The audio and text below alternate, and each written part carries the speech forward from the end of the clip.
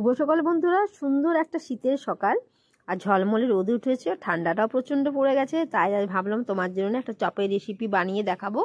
তো দেখো, চপের রেসিপি বানানোর জন্য এখানে আমি সামান্য আদা, কাঁচা লঙ্কা, শুকনো লঙ্কা দুটো মিলিয়ে বেটে নিলাম। আর এখানে বাটির মধ্যে আমি চপের যে বেসনটা সেটা বানিয়ে নেব। তো ওর মধ্যে দিলাম সামান্য চালের গুঁড়ো, সামান্য নুন আর আন্দাজ মতো জল দিয়ে বেসনটা ভালোভাবে ফেটে নেব। তো দেখো, বেসনের মধ্যে জলও দিয়ে দিয়েছি।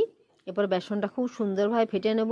আর বেসন ফাটা আমার হয়ে গেছে। তাই বেসনটা আমি বেশি পাতলাও করিনি, বেশি মোটাও করিনি, ঠিক যেমনভাবে তোমাদের দেখালাম ঠিক এরমভাবে বেসনটা তোমরা ফেটে নেবে।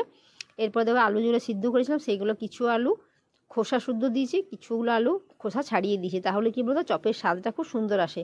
আর দোকানে তোমরা দেখবে যে চপ যখন কেনো, দোকানে কেনা চপগুলো ওর মধ্যে খোসা খোসাও থাকে, সেই জন্য খেতে বেশি টেস্ট হয়, যেটা আমার যেটা মনে হয়। তো এরপর দেখো, আদাটা আমি সামান্য তেল দিয়ে নুন হলুদ দিয়ে মশলাটা ভালোভাবে কষে নেব। এরপরে দেবো সামান্য চিনি।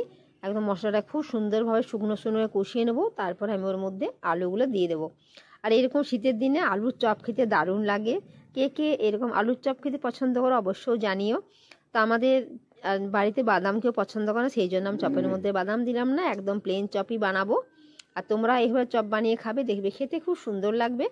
আর শীতের দিনে তো খেতে দারুণ লাগে। দেখো, চপের ব্যাটার আমার রেডি হয়ে গেছে। মশলা ভালোভাবে কষিয়ে চপের আলুটা আমি এক থালার মধ্যে ঢেলে নিয়েছি। এরপরে আবার ইন্ডাকশানে কড়াইটা ধুয়ে চাপিয়ে তার মধ্যে রিফাইন তেল দিয়ে দিলাম। আর দেখো, এই তোমাদেরকে যে রিফাইন তেলের শিশিটা দেখালাম, এটা আমি কিনেছিলাম মল থেকে। এটা কি বলতো, তেল দিতে খুব সুবিধা হয়। একটাতে সস রেখেছি, একটাতে রিফাইন তেল রেখেছি। তোমরা এইভাবে নেবে, ওর মধ্যে রিফাইন তেল, সর্ষের তেল রাখতে পারো।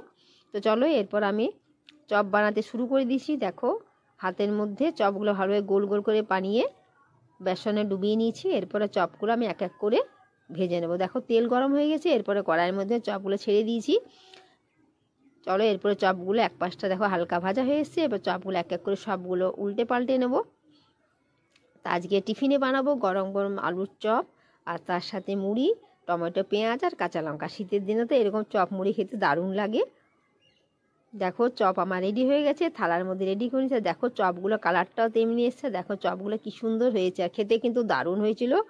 তো চলো, তোমরাও সাথে চলে এসো। আর এরকম ভিডিও দেখতে হলে অবশ্যই কমেন্টসে জানাও। চলো, টাটা।